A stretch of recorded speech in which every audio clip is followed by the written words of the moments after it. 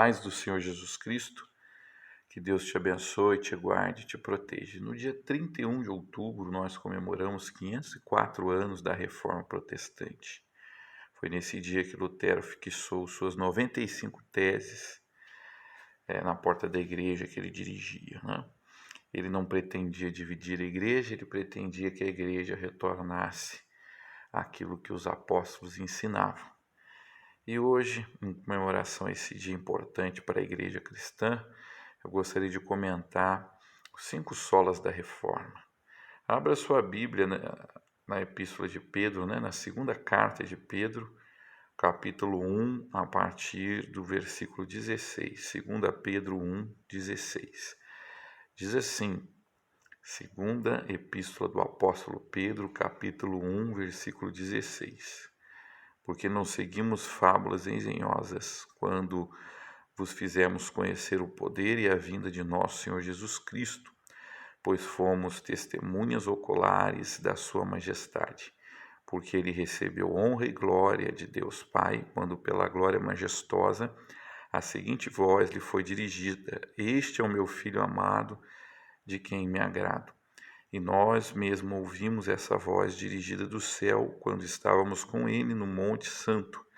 Assim temos ainda mais firme a palavra profética, e fazei bem em estar atentos a ela, como a uma candeia que ilumina um lugar escuro, até que o dia amanheça e a estrela da alva surja em vosso coração.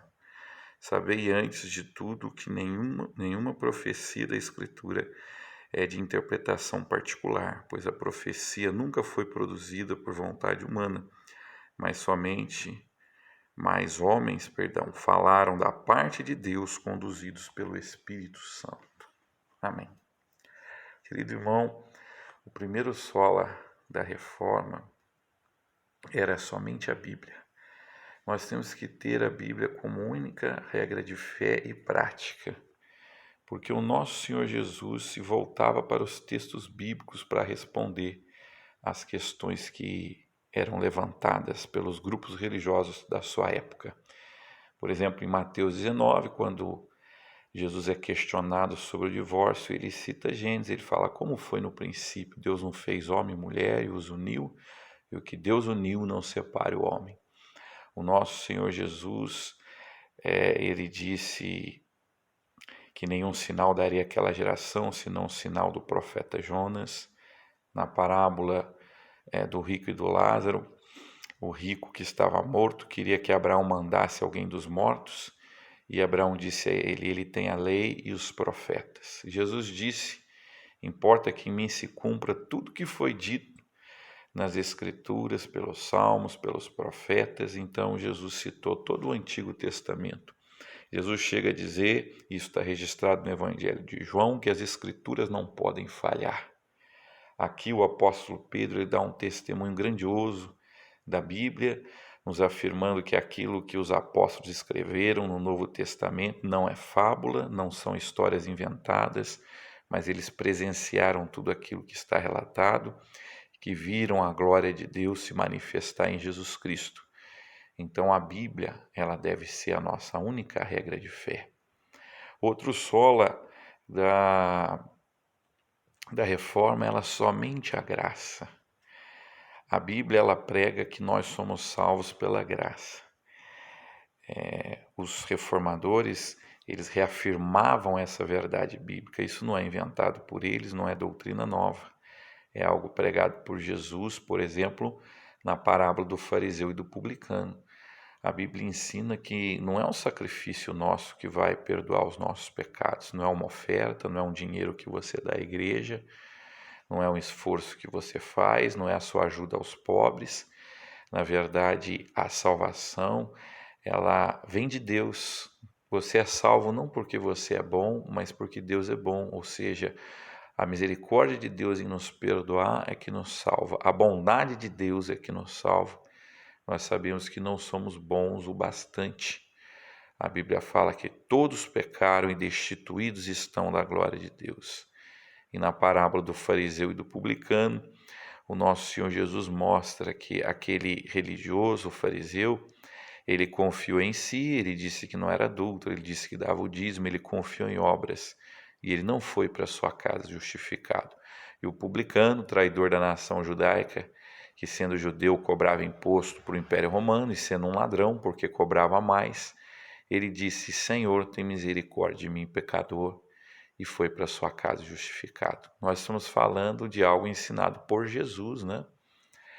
E por que esse publicano foi para sua casa justificado? Porque ele confiou na graça de Deus, ele confiou na misericórdia de Deus, ele não confiou em si. Então, é a graça de Deus que nos salva. O apóstolo Paulo fala na sua carta aos Efésios que pela graça nós somos salvos, isso não vem de nós, é dom de Deus. Então, pela graça é que nós somos salvos. Outro sola da reforma era somente a fé. Nós somos salvos pela graça através da fé. Nós cremos em Jesus Cristo, né? E aí vem o outro sola. A fé é o meio pelo qual a graça de Deus opera na nossa vida. Somente Cristo. Nós vivemos numa sociedade relativista que não aceita verdades absolutas, né? A nossa sociedade, ela diz que a verdade é subjetiva, ou seja, ela depende de cada sujeito. Então eu posso ter a minha verdade, eu, Samuel, o João pode ter a verdade dele, o Pedro pode ter a verdade dele. Mas Jesus declarou ser o único caminho até Deus, portanto, ser uma verdade absoluta. Está lá em São João 14,6, Jesus disse: Eu sou o caminho, a verdade e a vida. Ninguém vem ao Pai senão por mim. O apóstolo Pedro, em Atos 4, ele diz que Jesus Cristo é o único nome dado para a salvação da humanidade. Então, somente através da fé em Jesus Cristo é que nós podemos alcançar a graça de Deus. Outro sola da reforma é: somente a Deus devemos dar a glória. Sendo a salvação obra de Deus, toda a glória pertence a Ele. Foi Ele que nos salvou. O homem que é salvo, ele tem que dizer o seguinte: Deus me salvou, eu sou grato a Deus. O homem que está perdido, ele tem que dizer: olha, eu rejeitei a graça de Deus, eu não quis ser salvo, então por isso que eu estou condenado. Então a salvação é responsabilidade de Deus e a condenação é responsabilidade nossa de não estendermos a mão para receber esse presente maravilhoso, que é o perdão dos nossos pecados que foi dado através de Jesus Cristo, que morreu na cruz pelos nossos pecados. Esse foi o legado da reforma. Hoje nós precisamos de uma nova reforma, né? Nós precisamos relembrar isso, que somente a Bíblia deve ser a nossa regra de fé. Amém? Eu quero fazer uma oração com você. Se você ainda não aceitou Jesus Cristo como seu Salvador, aceite. Se você ainda não tem a Bíblia como sua regra de fé, passa a tê-la, porque foi assim que Jesus e os apóstolos ensinaram. Amém? Feche os seus olhos, vamos orar. Pai, te agradecemos pelos homens que tu levantaste no passado e no presente para pregar a tua palavra, Senhor. Aqueles que ainda não creem, que possam crer em Jesus Cristo, que possam aceitar essa fé maravilhosa, que possam receber a graça de Deus e o perdão dos seus pecados.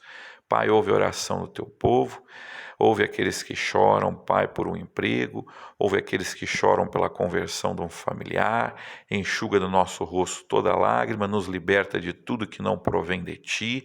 Se tem algum irmão buscando a libertação de um vício, que tu possa libertar, para a honra, glória e louvor do teu nome, é o que eu te peço, Pai, em nome de Jesus.